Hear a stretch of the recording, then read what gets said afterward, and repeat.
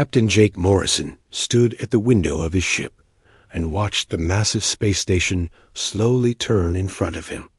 The Galactic Federation's central hub was beautiful, he had to admit. Thousands of different alien ships moved around it. Like a dance, each one following perfect paths that never crossed or collided. Everything was calm and organized. Jake felt his jaw tighten as he thought about the meeting waiting for him inside that station. Another review of humanity's status.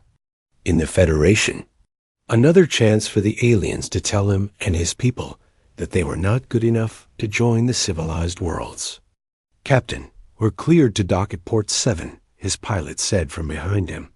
The young woman's voice was steady, but Jake could hear the tension underneath. Lisa Hayes had been his pilot for 3 years now, and she knew exactly what these meetings meant. "Take us in," Jake said. He turned away from the window and walked to his chair. The bridge of the UE's Defiance was small compared to the alien ships outside, but it was home. Every scratch on the metal walls, every worn spot on the seats, told a story of human determination that the docking process was smooth and quiet. Too quiet, Jake thought. On a human station, there would be chatter on the radio, people calling out, jokes or complaints. Here, everything was done with perfect silence and precision. The aliens called it harmony. Jake called it boring. 20 minutes later, Jake and Lisa walked through the station's main corridor. Aliens of dozens of different species moved past them, but none made eye contact. A tall, thin Zephyrian glided by, its blue skin shimmering in the artificial light. Its large eyes looked at Jake for just a moment before looking away in what seemed like disgust. 3 crystalline collective beings walked together in perfect step, their rock-like bodies clicking on the metal floor.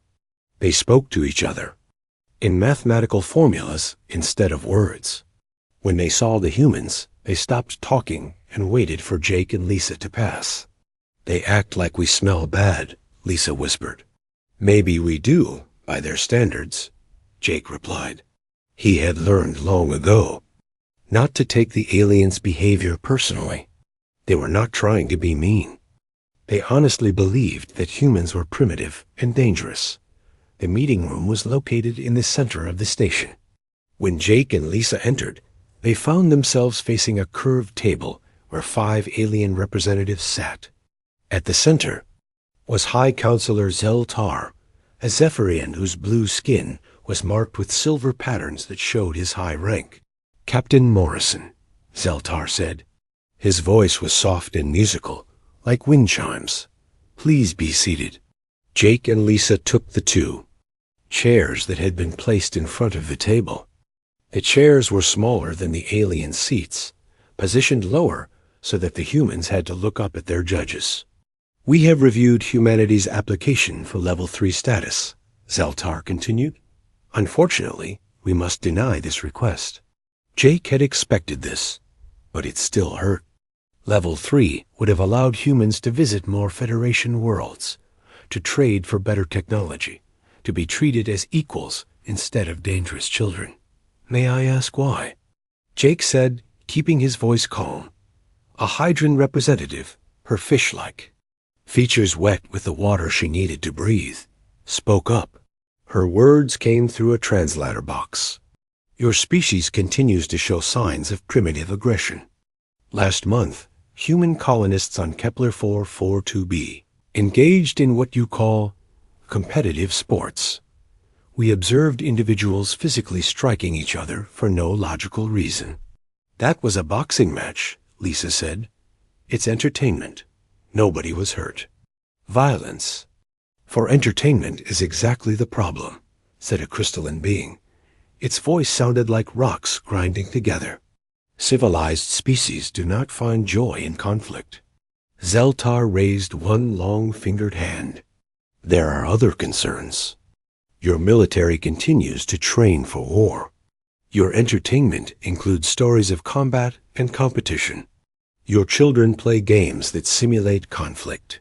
Most troubling, your people show emotional outbursts that indicate poor mental control." Jake felt his anger rising and fought to push it down. Getting mad would only prove their point. Counselor, humans have not started a war with any Federation species. We've honored every treaty we've signed. Our crime rates have dropped since we joined the Federation. This is true, Zeltar admitted. But civilization is not simply about following rules. True civilization requires evolution beyond primitive instincts. Your species clings to behaviors that other races abandoned thousands of years ago. The meeting continued for another hour. The aliens presented their evidence. Videos of human soldiers training, recordings of sporting events, data showing how. Often humans raised their voices or showed strong emotions. To them, every example proved that humanity was not ready to join the civilized worlds. When it was over, Jake and Lisa walked back to their ship in silence. The corridor seemed longer. Now the alien stares more obvious. A group of young Zephyrians pointed at them and whispered among themselves.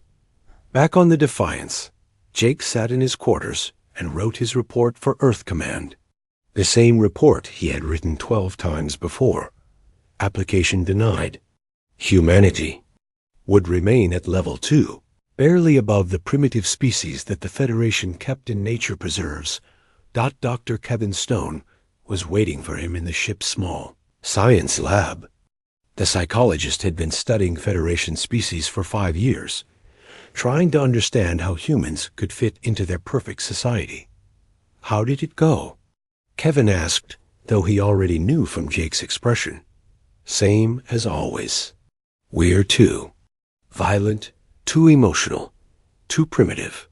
Jake sat down heavily. They showed me a video of my nephew's soccer game as evidence of our aggressive nature. Kevin nodded sadly. I've been studying their civilization records. Do you know when the Zephyrians last had a war? No idea. 4,000 years ago. The Crystalline Collective, 6,000. The Hydrants have never had a major conflict in their recorded history.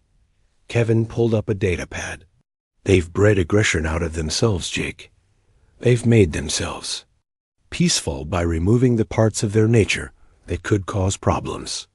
And now they want us to do the same.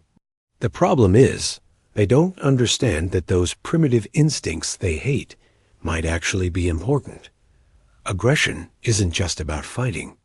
It's about not giving up when things get hard. Competition isn't just about winning. It's about pushing yourself to be better. Jake was about to respond when an alarm sounded throughout the ship. Lisa's voice came over the intercom. Captain, we're getting emergency signals from the outer rim.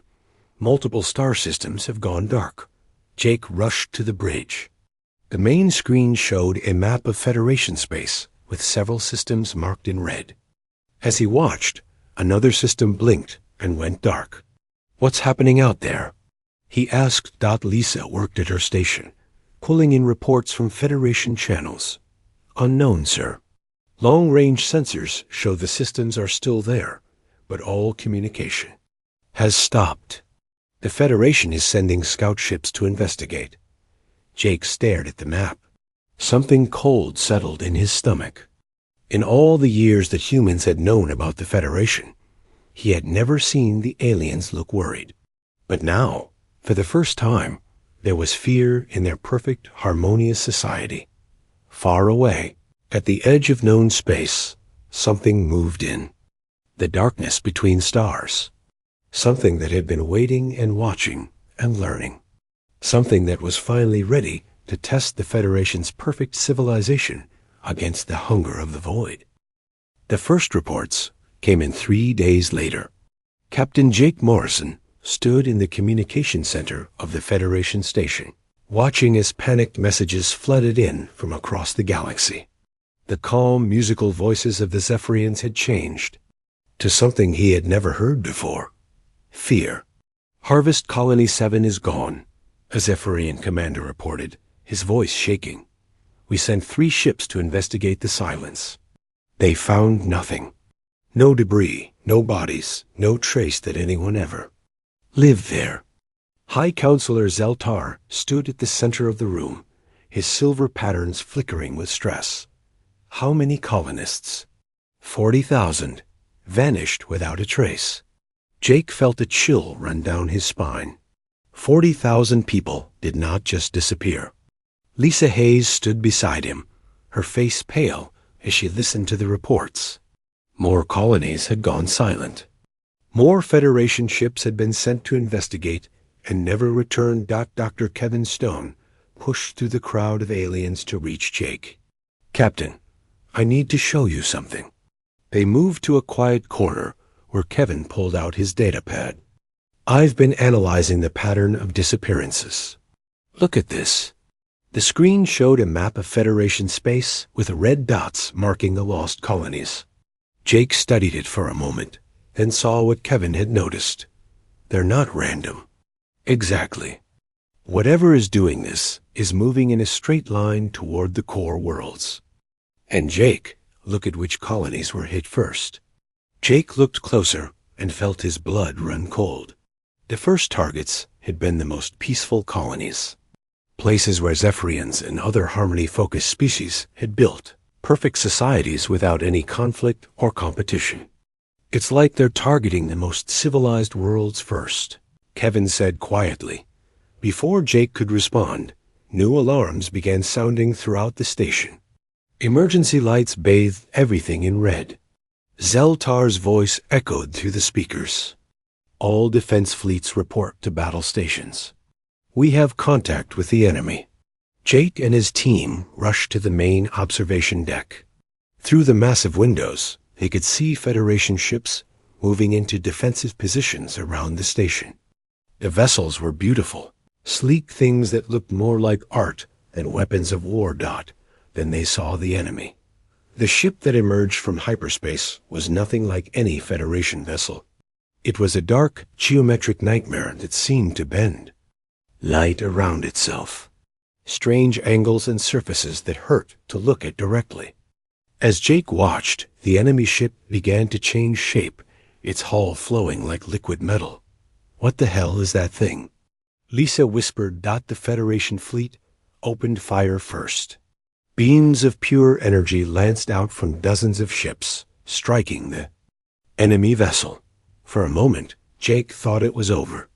The alien ship was surrounded by explosions and seemed to be taking damage.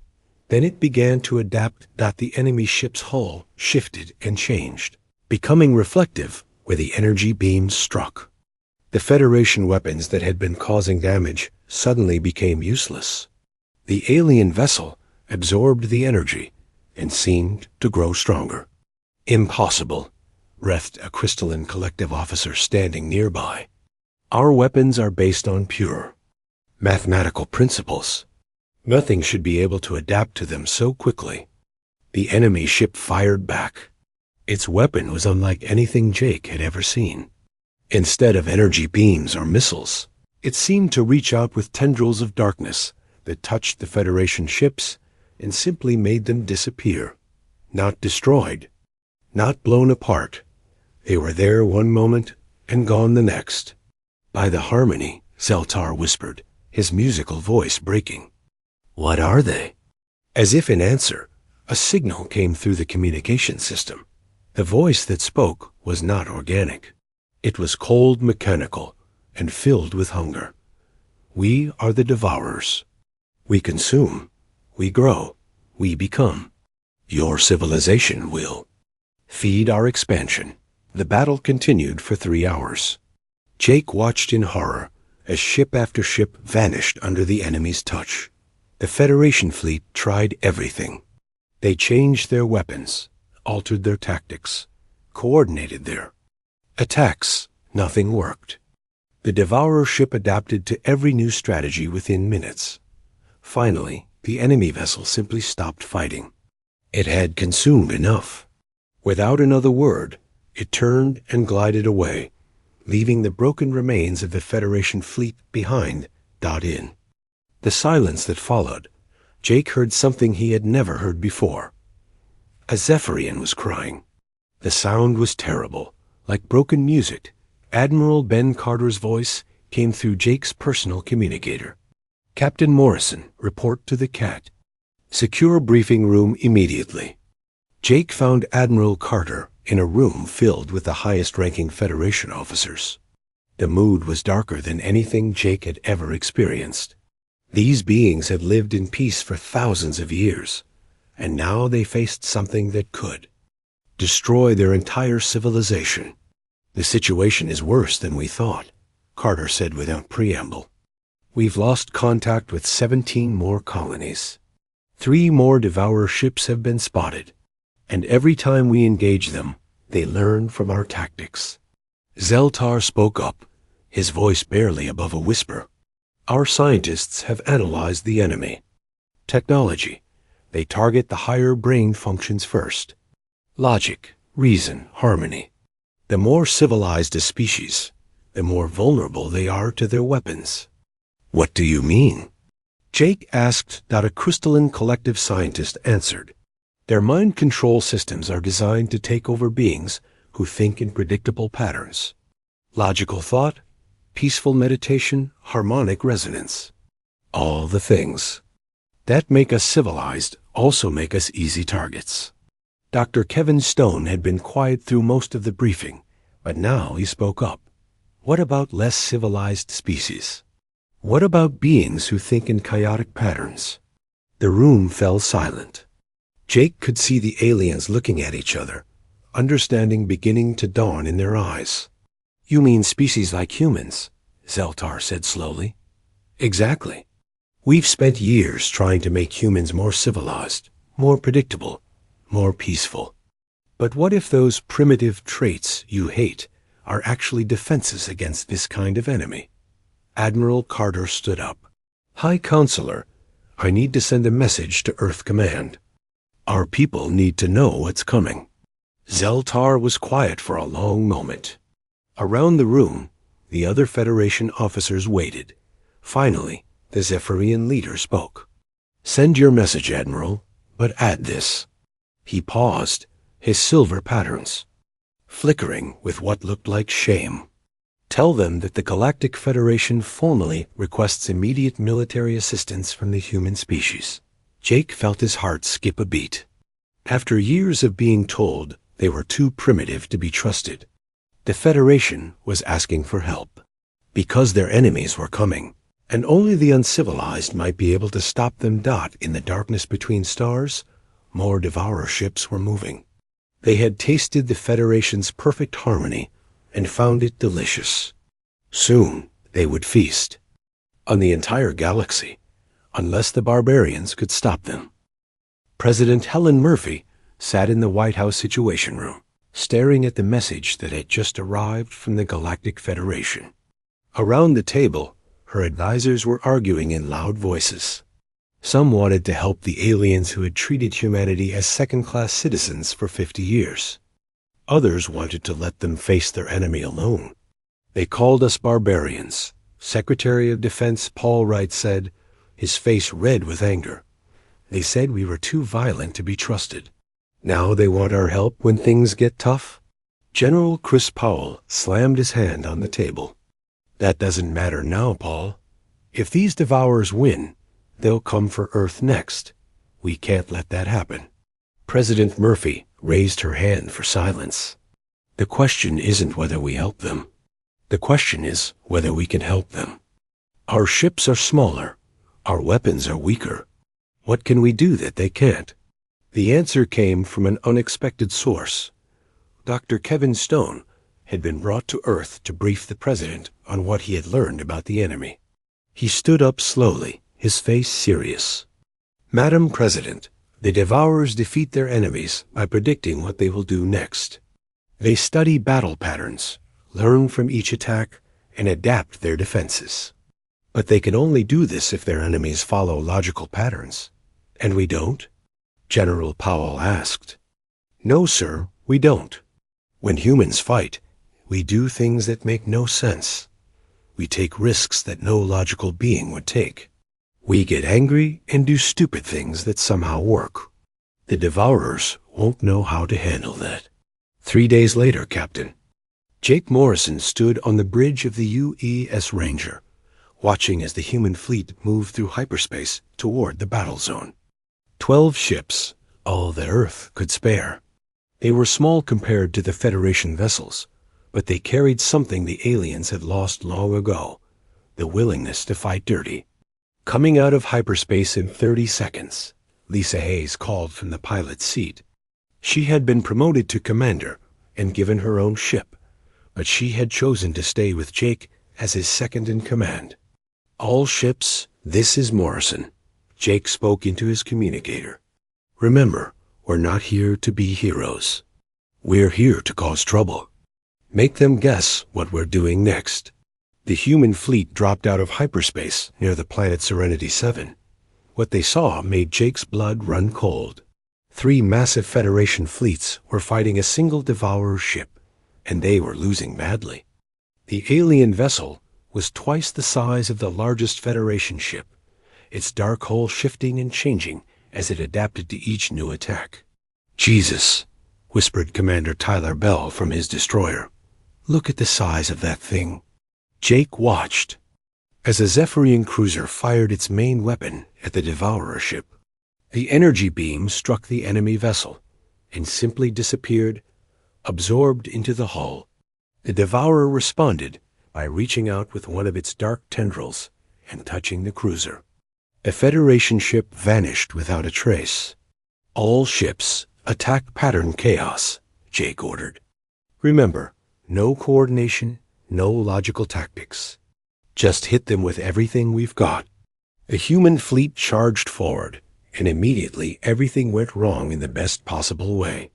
Commander Bell's destroyer broke formation and headed straight for the Devourer ship at full speed. Lieutenant Sophie Davis ignored Jake's orders and took her fighter squadron on a wide loop around the enemy. Captain Nick Foster started shouting battle cries over the open channel. What are they doing? A Federation commander asked over the radio. They're not following any recognizable attack pattern. That's the point, Jake replied, diving his own ship toward the Devourer's weapons array. The Devourer ship, which had been smoothly adapting to Federation tactics, suddenly seemed confused. Its hull began shifting rapidly, trying to adjust to threats that kept changing. Bell's destroyer was coming in for what looked like a suicide run. Davis's fighters were attacking from an angle that made no tactical sense. Foster's heavy cruiser was spinning as it fired, making it impossible to predict where its shots would go. Jake watched his crew work and felt a strange pride. Chief Engineer Diana Lay had rerouted the ship's power in ways that would have horrified any Federation engineer.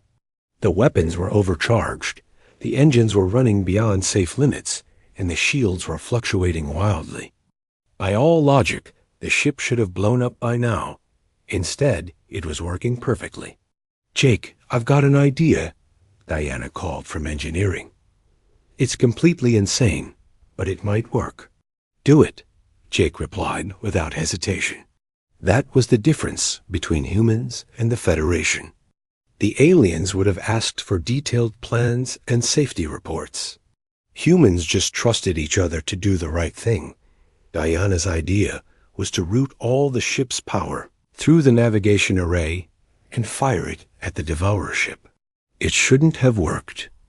The navigation array wasn't designed to be a weapon. But when the beam struck the enemy vessel, something unexpected happened. The Devourer ship stopped adapting.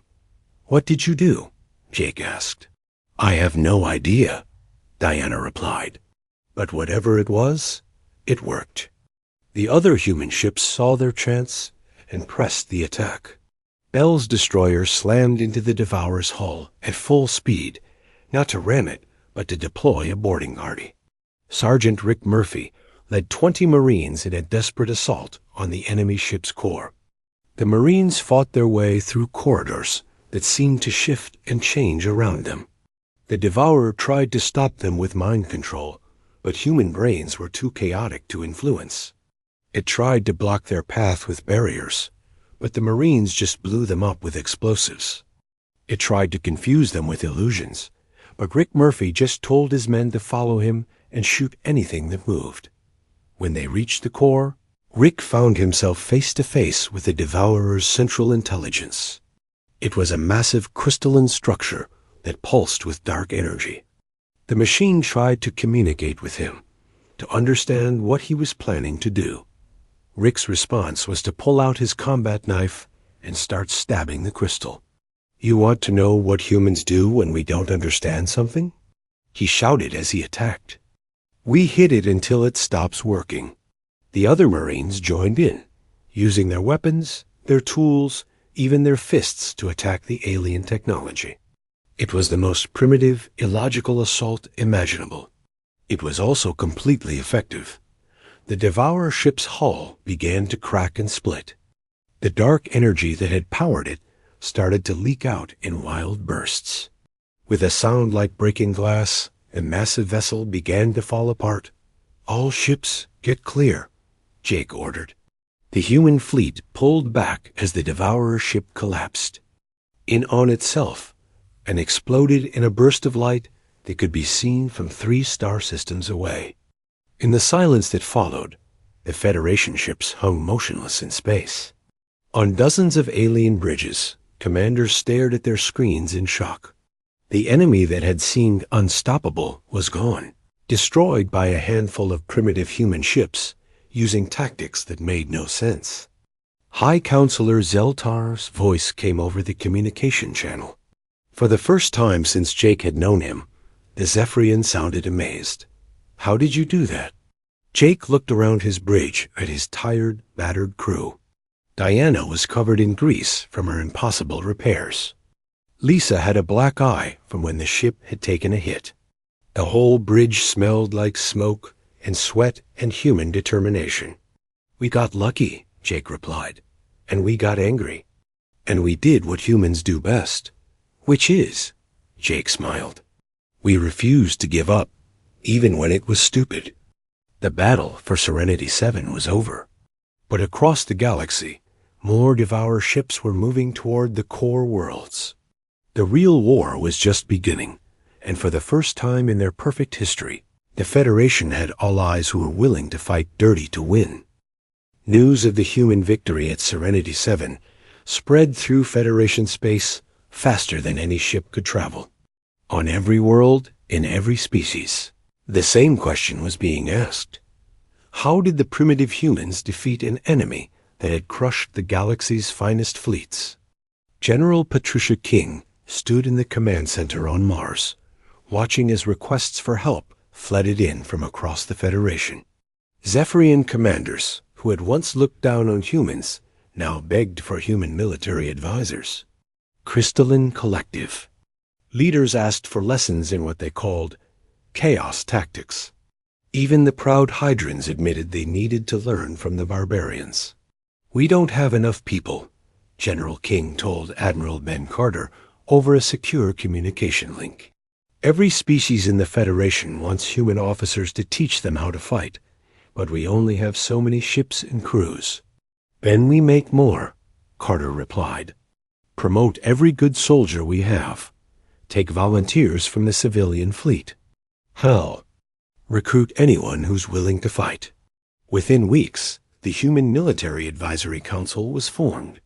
Captain Andy Roberts found himself teaching Crystalline collective commanders how to break their perfect formations and attack from unexpected angles. The rock-like aliens were confused at first. Their entire culture was based on mathematical precision and logical thinking. But Captain Roberts, a Crystalline commander named Shard of Truth, said during a training session, "If we do not coordinate our attacks, we will create chaos." "Exactly," Andy replied with a grin. "Chaos is what we want. The Devourers can't adapt to chaos because there's nothing logical to adapt to." It took 3 battles before Shard of Truth understood. When his fleet finally abandoned their careful patterns and attacked like a swarm of angry bees, they destroyed 2 Devourer ships without losing a single vessel. Major Sarah Bell worked with the Hydrants, trying to teach the fish-like aliens how to act as individuals instead of a perfect group mind. It was like trying to teach a school of fish to swim in different directions. But slowly it began to work. "You don't all have to think the same thing," Sarah explained to a group of Hydran officers. "Sometimes the best idea comes from the person who disagrees with everyone else." The Hydrans were shocked by this concept. In their society, disagreement was almost unknown. But when they finally learned to argue with each other, to question orders, to act on their own instincts, they became much better fighters. Commander Joey Green had the hardest job of all. He was trying to teach the Luminari, beings made of pure energy, how to feel anger. The peaceful light creatures had never experienced rage in their entire existence. "Think about something that makes you upset," Joey told a group of glowing Luminari pilots. "Think about the Devourers destroying your home worlds. Think about your people disappearing forever." At first, nothing happened. Then, slowly, one of the Luminari began to burn brighter. Its peaceful blue glow changed to angry red, then to furious white. When it flew its ship into battle for the first time, it fought with a fury that surprised even Joey. Dr. Kevin Stone's research, which had been ignored for years, was now the most important document in Federation space. Alien scientists studied his work on human emotions, trying to understand how feelings like anger and fear could actually make someone a better fighter. "Emotion is not the enemy of logic," Kevin explained to a gathering of Federation researchers. "Emotion is what tells you when logic isn't enough, when you need to do something that doesn't make sense because it's the only way to survive." The big test came when Admiral Carter took command of the combined Federation human fleet for an attack on the Nexus Point, the enemy stronghold where the Devourers were coordinating their assault on the galaxy. Intelligence reports showed at least 50 Devourer ships defending the massive space station. The fleet that assembled for the attack was unlike anything the galaxy had ever seen. Human ships flew alongside Zephyrian cruisers. Crystalline collective vessels moved in chaotic patterns that would have horrified their commanders just months earlier. Hydran fighters broke away from their formations to pursue individual targets. Luminari energy ships burned with emotions they had never felt before. "This is Admiral Carter to all ships." Ben's voice echoed across the fleet communication channel. "We're going into the biggest fight of our lives. Some of us won't be coming home. But we're going to hit them so hard that they'll never forget what happens when you mess with the galaxy." The battle for Nexus Point began with a human tactic that no Federation admiral would have tried. Instead of attacking the station directly, Carter ordered his ships to spread out and attack everything at once. No coordination, no master plan, just pure chaos. The Devourer ships tried to respond, but they couldn't predict what the Allied fleet would do next. Human ships would charge straight at them, then suddenly turn away to help another vessel. Zephyrian commanders who had been taught to fight with harmony were now screaming battle cries over their radios. Crystalline collective ships were firing at targets that made no tactical sense. In the middle of the battle, Captain Jake Morrison's ship took a direct hit from a Devourer weapon. Half his crew was unconscious, his engines were failing, and his weapons were offline. By any logical standard, he should have retreated. Instead, he ordered his remaining crew to ram the nearest Devourer ship. "Are you insane?" Lisa Hayes shouted from her position at the damaged helm. "Probably," Jake replied. "Do it anyway." But before the Ranger could complete its suicide run, something unexpected happened. A crystalline collective ship moved to protect the damaged human vessel, putting itself between Jake's ship and the enemy. The alien commander, who had learned about sacrifice from human teachers, rammed the Devourer ship himself. For the Alliance, the crystalline being said over the radio as his ship exploded, taking the enemy vessel with it. Similar scenes played out across the battlefield. Hydran crews performed individual acts of heroism that would have been impossible under their old group mind system. Luminari pilots burned themselves out, in fury-driven attacks that destroyed enemy ships. Zephyr and Harmony singers combined their peaceful songs with human war cries to create sounds that confused and disrupted devourer systems. The turning point came when Sergeant Rick Murphy led another boarding party, this time against the Nexus Point Station itself. The Marines fought their way through corridors filled with devourer defenses, but they were not alone. Alien soldiers who had learned human tactics fought beside them. A Zephyrian warrior moved like Jake Morrison, trusting his instincts instead of his training. A crystalline soldier ignored mathematical probability and made decisions based on what felt right. A Hydran fighter acted as an individual, making choices that his group mind would never have approved. Together, they reached the station's core and destroyed it the same way they had defeated the first Devourer ship. With explosives, knives, and sheer human stubbornness, the destruction of Nexus Point sent shockwaves through the Devourer fleet. For the first time in the war, the enemy ships began to retreat. They had not just been defeated, they had been confused, surprised, and overwhelmed by tactics they could not understand or predict. As the Allied fleet regrouped after the battle, Admiral Carter looked at the reports from his commanders. Human and alien crews had fought together as equals, each bringing their own strengths to the fight. The Federation species had not just learned human tactics, they had rediscovered parts of themselves that had been suppressed for thousands of years. Admiral, his communication officer reported, were getting surrender signals from 3 Devourer ships. They're requesting terms for withdrawal from Federation space. Carter smiled. For the first time since the war began, the galaxy's civilized species were winning. And they were winning because they had learned something important from the barbarians at their gates. Sometimes, to save civilization, you had to be willing to fight like savages. The war had changed everyone. Captain Jake Morrison stood on the bridge of his ship and watched a Zephyrian destroyer charge into battle, its commander screaming war songs that would have horrified the peaceful species just a year ago. Beside it, a crystalline collective cruiser broke formation to pursue a fleeing devourer, its captain making decisions based on gut feeling instead of mathematics. The transformation had not been easy. Many Federation species struggled with their new way of fighting. Some Zephyrians couldn't handle the violence and had to be transferred to support roles. Several crystalline beings had mental breakdowns when forced to abandon their logical thinking. But those who adapted became something new, something stronger than they had been before. Jake, we're getting reports from the front lines, Dr. Kevin Stone said as he entered the bridge. The Devourers are changing their tactics again. Jake turned to look at his old friend. Kevin looked tired, but there was excitement in his eyes. What do you mean? They're learning from us the same way they learned from the Federation. 3 battles ago, they started using chaotic attack patterns.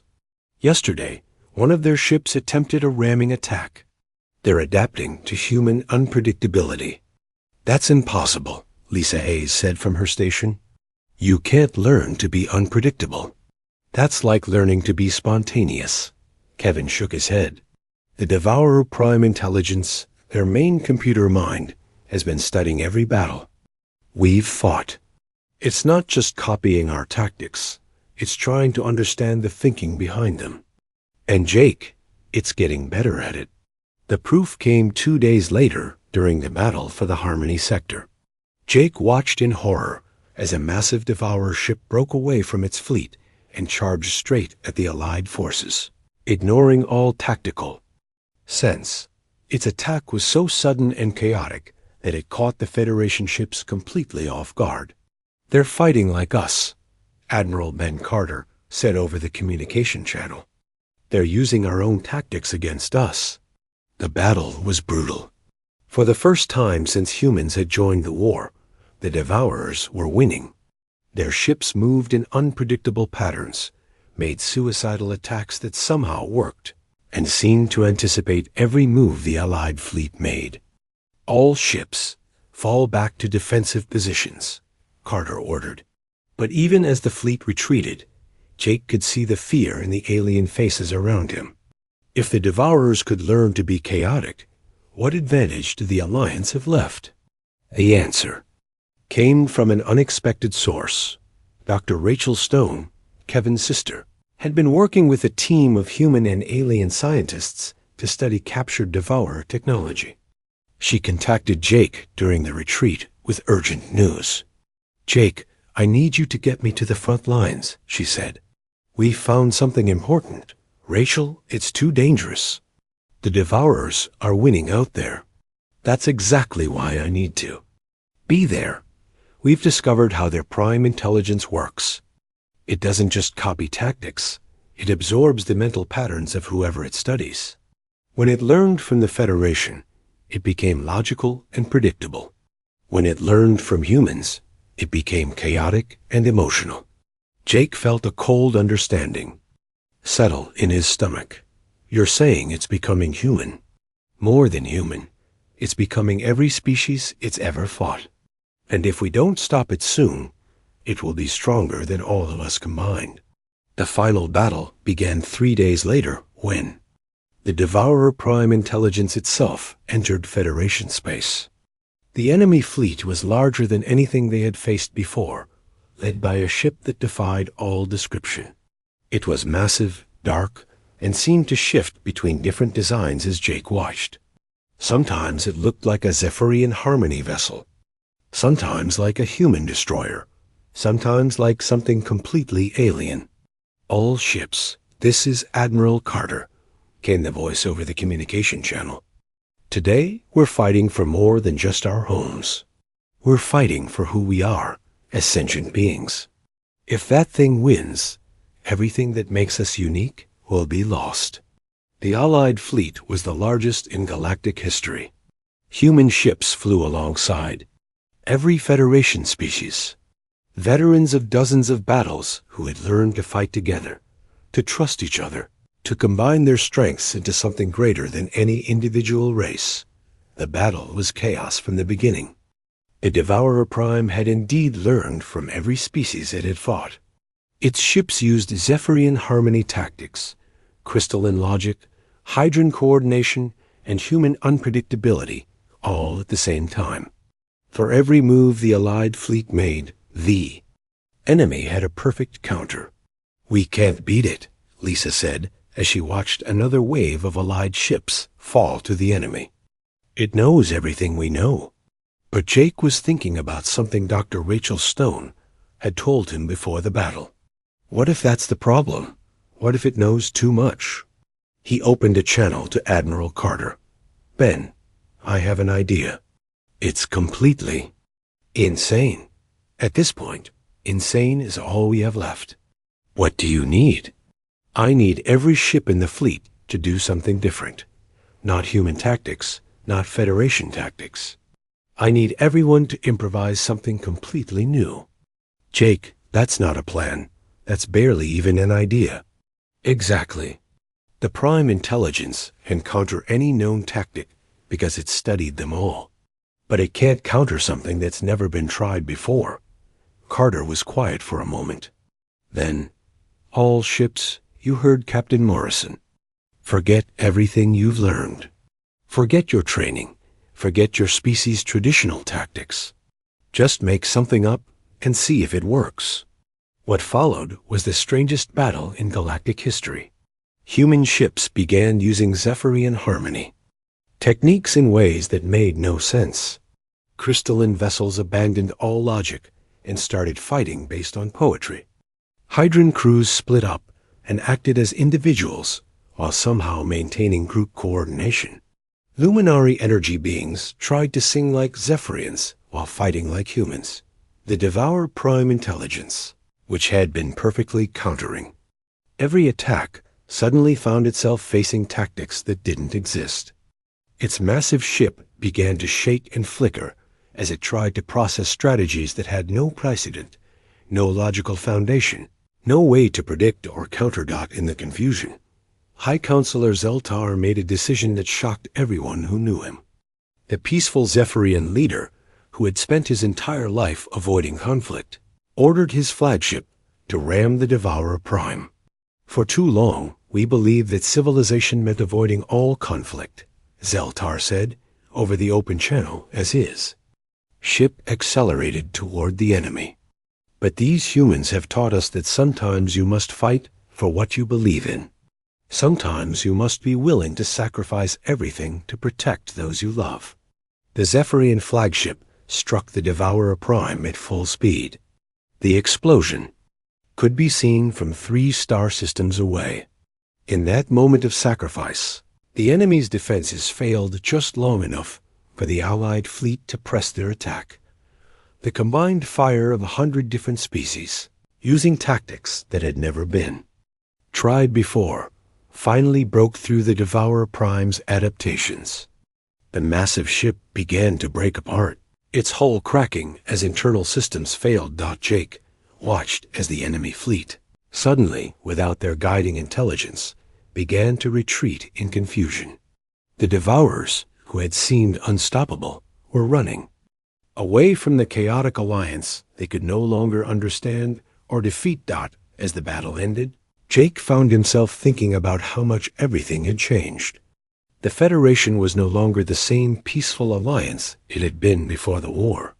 They had learned to fight, to take risks, to make decisions based on emotion as well as logic. They had become something new. And humanity had changed too. Working alongside the Federation species, humans had learned that strength came not just from individual courage, but from cooperation with others who thought differently. They had become part of something larger than themselves. Admiral Carter to all. Ships, came the voice over the communication channel. The Devourer fleet is in full retreat. Long-range sensors show them leaving Federation space entirely. Ladies, gentlemen, and beings of all species, the war is over. We've won. The celebration that followed lasted for days on every world in Federation space. But Jake knew that the real victory was not just defeating the Devourers. The real victory was proving that different species could work together, learn from each other, and become stronger because of their differences. 5 years later, Jake stood in the same observation deck where he had first watched the Federation fleets in their perfect formations. Now, the ships moved in patterns that combined order and chaos, logic and emotion, individual strength and group cooperation. The galaxy had learned that true civilization was not about suppressing your nature, but about understanding when different. Parts of that nature were needed, and sometimes it took barbarians to teach the civilized worlds how to be truly strong.